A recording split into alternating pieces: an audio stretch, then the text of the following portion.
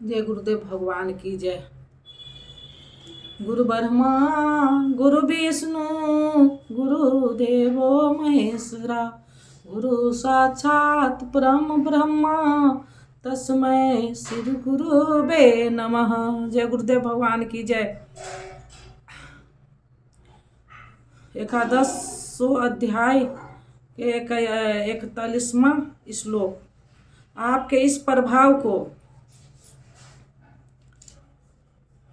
प्रभाव को न जानते हुए आपको सखा मित्र मानकर मेरे द्वारा प्रेम अथवा प्रमाद से भी हे कृष्ण, हे यादव, हे सखे, इस प्रकार जो कुछ भी हठ पूर्वक कहा गया है, तथा हे अच्युत, जो आप हंसी के लिए विहार, शय्या, आसन और भोजन आदि में अकेले अथवा उन लोग के सामने भी अपमानित किए गए, वह सब अपराध अचिंतनीय प्रभाव वाले आपसे मैं क्षमा कराता हूँ। जिस प्रकार किस प्रकार क्षमा करे। आप इस चराचर जगत के पिता, गुरु से भी बड़े गुरु और अति पूजनीय है, जिसकी कोई प्रतिमा नहीं। ऐसे अप्रतिम प्रभाव वाले आपके समान तीनों लोकों में दूसरा कोई नहीं है, फिर अधिक कैसे होगा। आप सखा भी नहीं है, सखा तो समकक्ष होता है।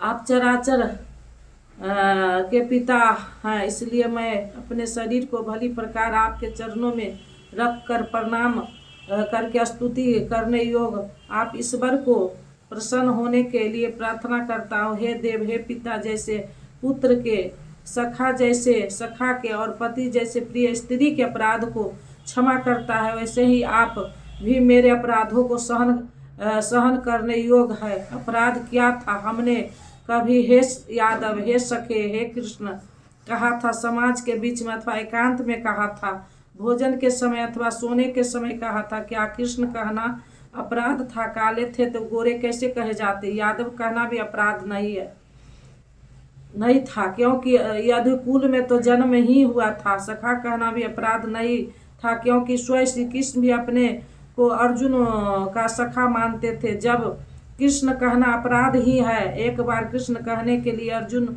अत्यंत बार गिड़गिड़ा कर क्षमा याचना कर रहा है, तो जब किसका करे, नाम कौन सा ले? प्रस्तुत चिंतन का जैसा विधान स्वयं ईश्वर श्री कृष्ण ने बताया है, वैसा ही आप करें। उन्होंने पीछे आए हैं। बस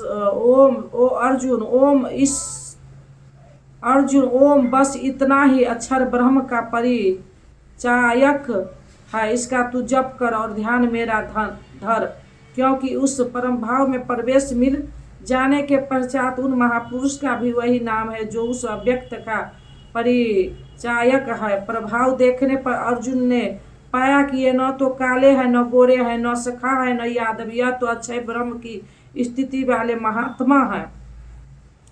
संपूर्ण गीता में योगेश्वर श्री कृष्ण ने 5 बार ओम का उच्चारण पर बल दिया। अब यदि आपको जप करना है तो श्री कृष्ण कृष्ण कहकर ओम का ही जप करे। प्रायः भाविक लोग कोई न कोई रास्ता निकाल लेते हैं। कोई ओम जपने के लिए अधिकार और अनधिकार की चर्चा से भयभीत है, तो कोई महात्माओं की दुहराई देता है, अथवा कोई श्री कृष्ण ही उससे पहले राधा और गोपिया का नाम भी उनके शीघ्र प्रसन्नता के लोभ में जपता है।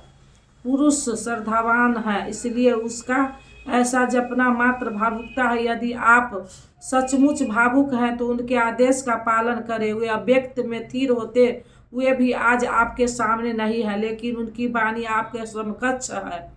उनकी आज्ञा का पालन करें, अन्यथा आप ही बताइए कि गीता में आपका क्या स्थान है। हाँ, इतना अवश्य है कि जो अध्ययन करता है, सुनता, वह ज्ञान तथा यज्ञ को जान लेता है, शुभ लोकों को पा जाता है। अतः अध्ययन आवश्यकता है। प्राण अपान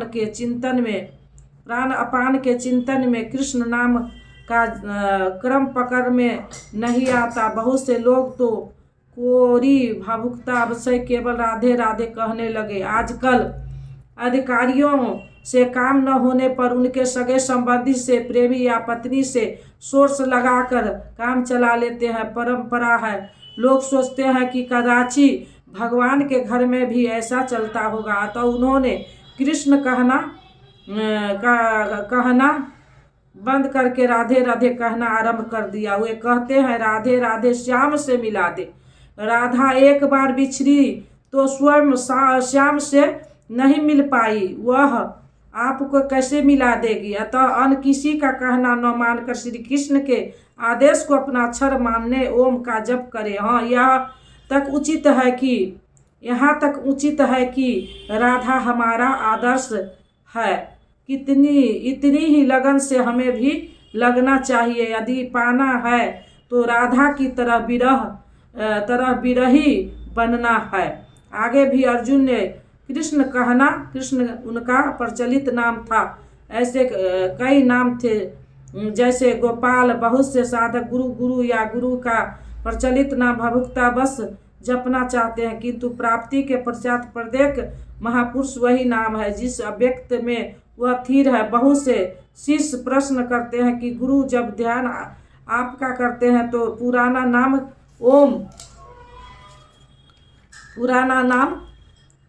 ओम इत्यादि क्यों जपे, गुरु अथवा कृष्ण कृष्ण क्यों न कहे। किंतु यहाँ योगेश्वर श्री कृष्ण स्पष्ट किया कि अव्यक्त स्वरूप में विलय के साथ महापुरुष का भी वही नाम है जिसमें वह स्थिर है। कृष्ण संबोधित था, जपने का नाम नहीं। योगेश्वर श्री कृष्ण से अर्जुन ने अपने अपराधों को लिए क्षमा याचना की, उन्हें स्वाभाविक रूप में आने की प्रार्थना की। श्री कृष्ण मान गए, सहज हो गए, अर्थात उसे क्षमा भी कर दिया। उसने निवेदन किया, अभी तक अर्जुन के समकक्ष योगेश्वर विशंभर रूप में है, अतः वह कहता है कि मैं पहले न देखे हुए आपके इस आश्चर्य रूप को देखकर हर्षित हो रहा हूँ, तथा मेरा मन भय से भी अति व्याकुल भी हो रहा है। पहले तो सखा समझता था, धनुर्विद्या में कदाची अपने को कुछ आगे ही पाता था, किंतु अब प्रभाव देखकर भयभीत हो रहा हूँ। पिछले अध्याय में प्रभाव सुनकर वह अपने को ज्ञानी मानता था। क्या ज्ञानी को कहीं भय होता है? प्रस्तुत प्रत्यक्ष दर्शन का प्रभाव ही विलक्षण होता है। सब कुछ सुन और मान लेने के बाद भी सब कुछ चलकर जानना शेष ही रहता है। वह कहता है, पहले न देखे हुए आपके इस रूप को देखकर मैं हर्षित हो रहा हूँ, मेरा मन भय से भी व्याकुल भी हो रहा था। हे देव, आप प्रसन्न हो। हे देवेश, हे जगत्रीपाल, आप अपने उस रूप को ही मुझे दिखाइए। कौन सा रूप? मैं आपको ऐसा ही यथार्थ पहले की ही तरह सिर पर मुकुट धारण किए हुए, हाथ में गदा और चक्र लिए हुए देखना चाहता हूँ। इसलिए हे विश्वेश्वर, हे शस्त्र बाहो, हे आप अपने उसी चतुर्भुज रूप में होकर होइए। कौन सा रूप देखना चाहता है? चतुर्भुज रूप। अब देखना है कि चतुर्भुज रूप क्या है। इस प्रकार अर्जुन की प्रार्थना सुनकर श्री कृष्ण बोले, अर्जुन, मैंने अनुग्रह पूर्वक अपनी योग शक्ति के प्रभाव से अपना परम तेजमय, सबका आदि और सीमा रहित विशंभर रूप तुझे दिखाया है, जिसे तेरे सिवाय दूसरा किसी ने पहले कभी नहीं देखा।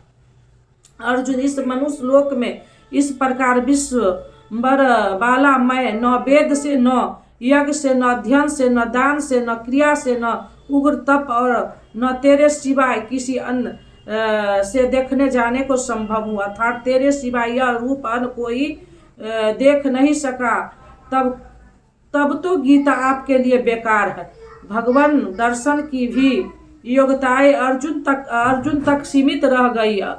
जब पीछे बता आए हैं कि अर्जुन राग, भय और क्रोध से रहित अनन्य मन से मेरी शरण हुए बहुत से लोग ज्ञान रूपी तप से पवित्र होकर संस्कार मेरे स्वरूप को प्राप्त हो चुके हैं। यहाँ कहते हैं कि तेरे सिवाय न कोई देख सका है और न भविष्य में कोई देख सकेगा। अतः अर्जुन कौन सा है? क्या कोई पिंडधारी है? क्या कोई शरीरधारी है? नहीं। प्रस्तुत अनुराग ही अर्जुन है। अनुराग विहीन पुरुष न कभी देख सका है और न भविष्य में कभी देख सकेगा। सब ओर से चित्त सिमेट कर एकमात्र इष्ट के अनुरूप राग ही अनुराग है। अनुराग के लिए ही प्राप्ति का विधान है। इस प्रकार मेरे इस विकराल रूप को देखकर तुझे व्याकुल न हो और मूढ़ भाव भी न हो कि घबरा कर अलग हो जाओ। तब तू भय रहित और प्रीति युक्त मन से उसी मेरे इस रूप को अर्थात चतुर्भुज रूप को फिर देख।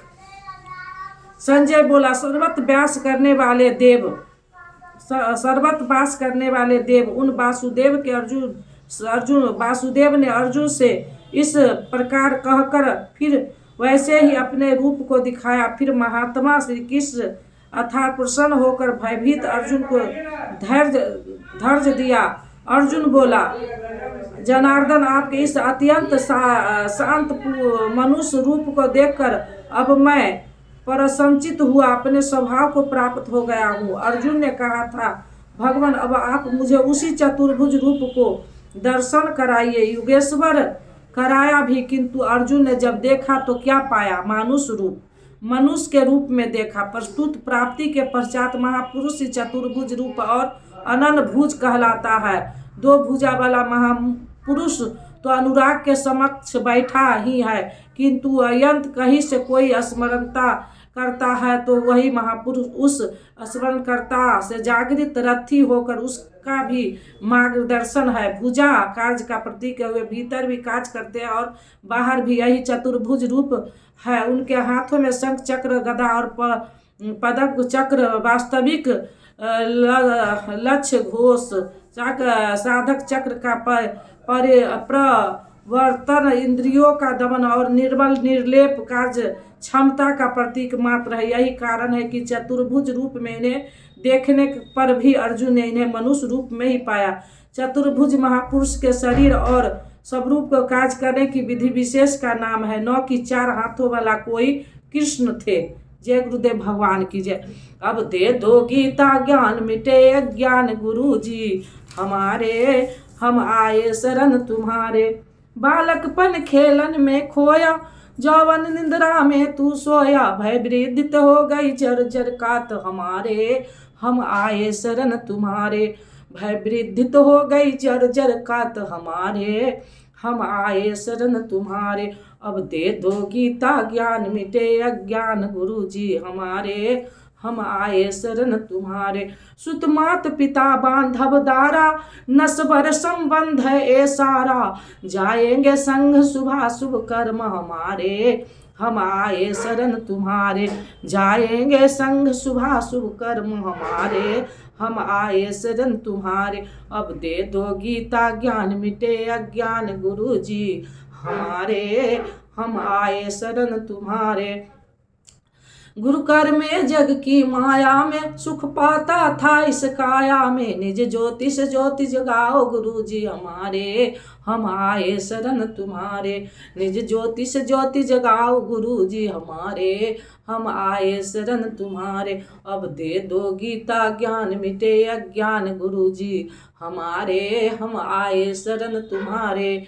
सेवक पर स्वामी दया करो, भव भय बंधन आप हरो। कर्मों के दोष न देखो आप हमारे, हम आए शरण तुम्हारे। कर्मों के दोष न देखो आप हमारे, हम आए शरण तुम्हारे। अब दे दो गीता ज्ञान मिटे अज्ञान, गुरु जी हमारे हम आए शरण तुम्हारे। गुरु चरणों में ये अर्जी है, आगे प्रभु आपकी मर्जी है। गुरु कृपा मिले तो जागे भाग हमारे, हम आए शरण तुम्हारे। गुरु कृपा मिले तो जागे भाग हमारे, हम आए शरण तुम्हारे। अब दे दो गीता ज्ञान मिटे अज्ञान, गुरु जी हमारे हम आए शरण तुम्हारे। बोलो श्री राम जय जय राम, बोलो श्री राम जय जय राम। मंगल भवना मंगलहारी, द्रबहु सो दशरथ अजिर बिहारी। जो तुम जानहु अंतर्यामी, पुरबहु मोर मनोरथ स्वामी। अब प्रभु कृपा करहु ए बाती, सब तज भजन करब दिन राति। बोलो श्री राम जय जय राम। सकल विघ्न व्यापहि नहीं तेहि, राम सो कृपा बिलो कहि जेहि। प्रवेश नगर की जय सब काजा, हृदय राख कौशलपुर राजा। गरल सुधारि पुकर है मिताई, गौपद सिंधु अनल शीतलाई। हे रामा पुरुषोत्तमा नर हरे नारायण केशवा, गरुड़ दामोदरा माधवाय कृष्ण ते कमलापते। श्रीपते वैकुंठाधिपते, चराचर पते लक्ष्मीपते। त्राहि माम त्राहि माम त्राहि माम, पाहि माम पाहि माम पाहि माम। ओम शांति शांति। जय गुरुदेव भगवान की जय। ओम ओम ओम ओम ओम।